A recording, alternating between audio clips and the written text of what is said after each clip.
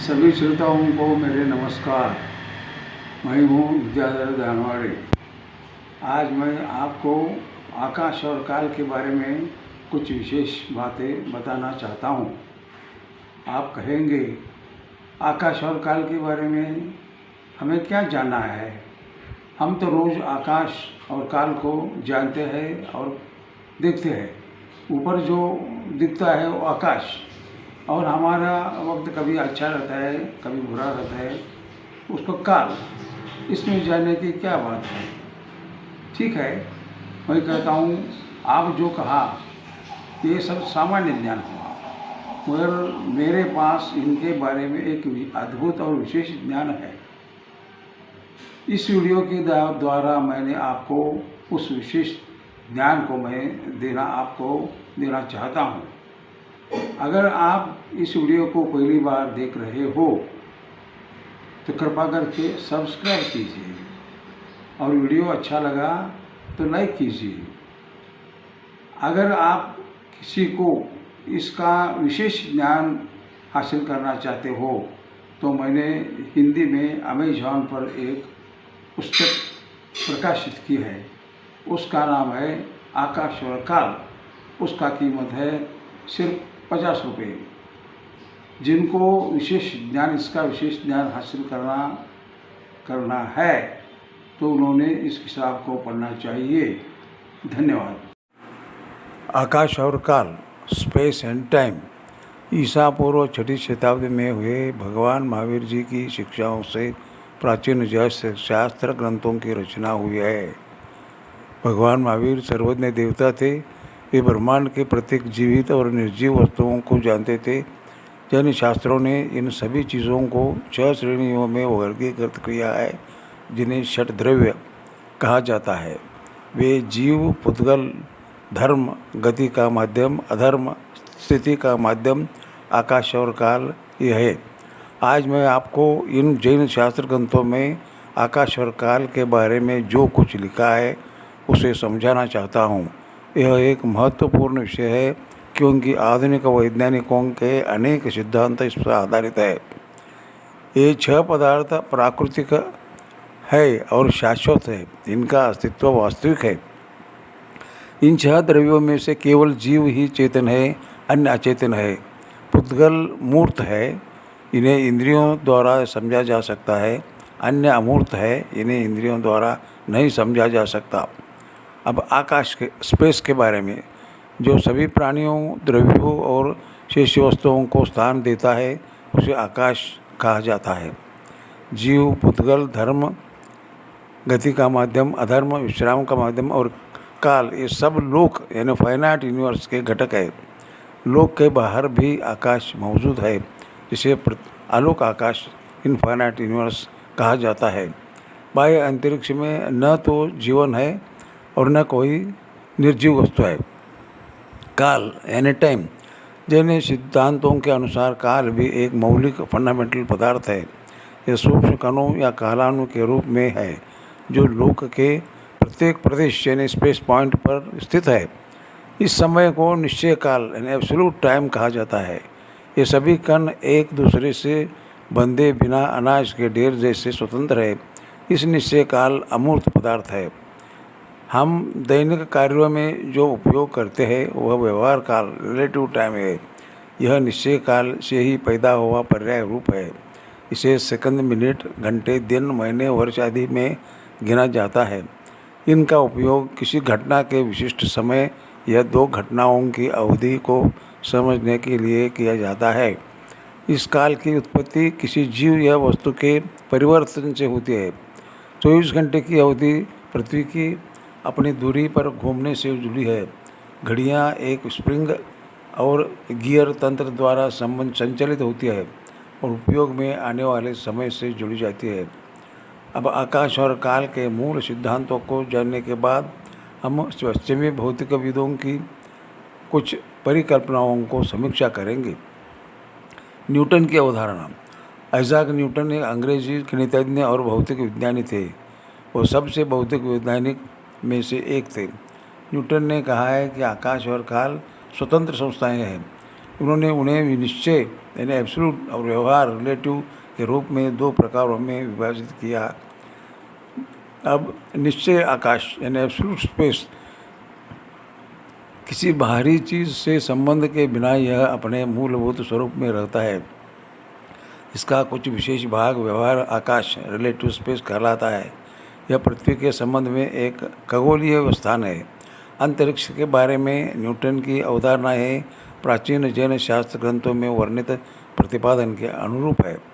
निश्चय काल absolute time यह किसी भी घटना से स्वतंत्र रूप से मौजूद है और पूरे विश्व में समान गति से चलता है। यह अगोचर समय है जिसे केवल गणितीय रूप से ही समझा जा सकता है। मनुष्य केवल व्यवहार काल को ही समझने में सक्षम है, जो कि सूर्य या चंद्रमा जैसी गति के में माप है। हमारी टिप्पणी न्यूटन का एब्सोल्यूट टाइम जैन सिद्धांतों के निश्चय काल के समान है। न्यूटन का कहना है कि यह समय मनुष्यों द्वारा अगोचर है और निश्चय काल अमूर्त है, इसलिए इंद्रिया द्वारा समझा में नहीं जा सकता। मगर सिर्फ इतनी फर्क है, निश्चय काल सभी वस्तुओं का परिवर्तन का माध्यम है। ये चलता नहीं, उसका व्यवहार काल चलता है। आइंस्टाइन के आकाश और काल की संकल्पना। आइंस्टाइन ने मिन्कोव्स्की की आकाश काल की यानी स्पेस टाइम की बहुविध कल्पना लिया और स्वतंत्र आकाश और काल को इनकार किया। इसके बजाय उन्होंने आकाश काल यानी स्पेस टाइम का प्रस्ताव रखा। यह कल्पना न्यूटन के विचारों के विरुद्ध था। सापेक्षता के अपने सामान्य सिद्धांत में उन्होंने वक्र आकाश का भी अवधारणा की है। अब प्रकाश की गति। प्रकाश एक विद्युत चुंबकीय विकिरण है जिसका पता मानव आँख द्वारा लगाया जा सकता है। भौतिक विज्ञानी निर्वात में प्रकाश की गति को मापते हैं, जिसे आमतौर पर सी कहा जाता है, जो लगभग 3 लाख किलोमीटर प्रति सेकंड है। प्रकाश की गति एक बहुत ही महत्वपूर्ण घटना है। भौतिक विज्ञानी कहते हैं कि यह इस ब्रह्मांड में एक परम गति है। इस गति को किसी अन्य गति से पार नहीं किया जा सकता। वे कहते हैं कि भले ही प्रकाश का स्रोत चल रहा है, लेकिन उससे प्रकाश की गति को बढ़ा या घटा नहीं जा सकता। स्थिर या गतिमान सभी प्रेक्षकों के लिए गति स्थिर है। 1905 में प्रसिद्ध भौतिक विज्ञानी आइंस्टाइन ने चतुराई से इस समस्या को हल किया और अन्य भौतिकविदों जिनके पास कोई समाधान नहीं था, उन्होंने उनकी परिकल्पना को स्वीकार किया। आइंस्टाइन ने अपनी पुस्तक में नीचे दिए एक उदाहरण का उल्लेख किया है। एक कार अंधेरे में 500 किलोमीटर प्रति सेकंड की गति से दौड़ रही है। चालक को हेडलाइट की गति c प्रति सेकंड के रूप में दिखाई देगी। सड़क पर खड़ा एक व्यक्ति हेडलाइट्स को देखता है और सोचता है कि यह गति c + 500 किलोमीटर प्रति सेकंड होनी चाहिए। यह शास्त्रीय भौतिकी द्वारा सच है, लेकिन यह c से अधिक है, जो आधुनिक भौतिकविदों के प्रस्ताव के खिलाफ है। आइंस्टाइन ने कहा था कि इस समस्या का समाधान खोजना चाहिए। उन्होंने गति को स्थिर रखने के लिए एक मुश्किल समाधान दिया। दूरी कम की जाए या समय बढ़ाया जाए। लॉरेंज ने पहले ही दिखा दिया था कि उच्च गति पर लंबाई घटता है यानी लेंथ कॉन्ट्रैक्शन, और समय फैलता है टाइम डायलेशन है। तो इन दो अभिधारणाओं से आइंस्टाइन ने सिद्ध किया कि प्रकाश की गति हमेशा स्थिर रहती है। आइंस्टाइन का यह समाधान केवल प्रकाश की गति को c के समान बनाए रखने का एक कल्पना है, लेकिन वास्तविकता किसी भी भौतिक विज्ञानी को नहीं पता है। हम पहले ही दिखा चुके हैं कि लंबाई का संकुचन और समय का फैलाव पर्यवेक्षकों के भ्रम का विरोधाभास है, तो प्रकाश की यह निरंतर गति भी एक विरोधाभास है, न कि वास्तविकता। प्रकाश पुंज फोटॉनों की एक धारा है जो c प्रति सेकंड की गति से चलती है। यदि स्रोत किरण की दिशा में चलता है तो शास्त्रीय भौतिकी द्वारा स्रोत की गति को उन फोटॉनों में जोड़ा जाना चाहिए। स्वाभाविक रूप से किरण की गति बढ़ेगी, यह वास्तविकता है। ऐसे मामले में भौतिक विज्ञानी कैसे कहते हैं कि c अंतिम गति है? भौतिकविदों को इस प्रश्न का उत्तर देना चाहिए। यदि कोई बाहरी पर्यवेक्षक गति को केवल c के रूप में देखता है तो यह उसका विरोधाभास या भ्रम है। सापेक्षता का विशेष सिद्धांत। आइंस्टाइन ने 1905 में सापेक्षता का विशेष सिद्धांत को पेश किया। आइंस्टाइन ने सापेक्ष पर अपनी पुस्तक में लिखता है कि प्रकाश के रहस्यमय प्रसार की व्याख्या करने के लिए कुछ नया समाधान खोज देना चाहिए। उन्होंने लॉरेंज ट्रांसफॉर्मेशन से लंबाई संकुचन और समय पहलवार के 2 सूत्रों को इस्तेमाल किया। तो इस तरह आइंस्टाइन ने अपने विशेष सापेक्षता सिद्धांत को सही ठहराया है। वो कहते हैं कि सापेक्षता का विशेष सिद्धांत उस समय का आवश्यकता थी। सापेक्षता का सामान्य सिद्धांत यानी जनरल थ्योरी ऑफ रिलेटिविटी 1915 में आइंस्टाइन ने इस सिद्धांत की धारणा की।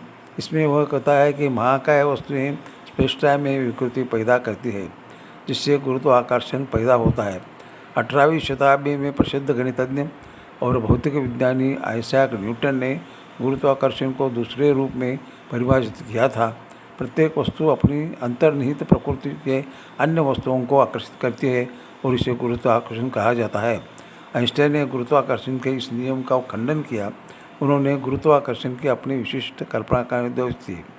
हमारी टिप्पणी: जैन सिद्धांतों के अनुसार अंतरिक्ष एक स्थिर, निष्क्रिय और अमूर्त पदार्थ है।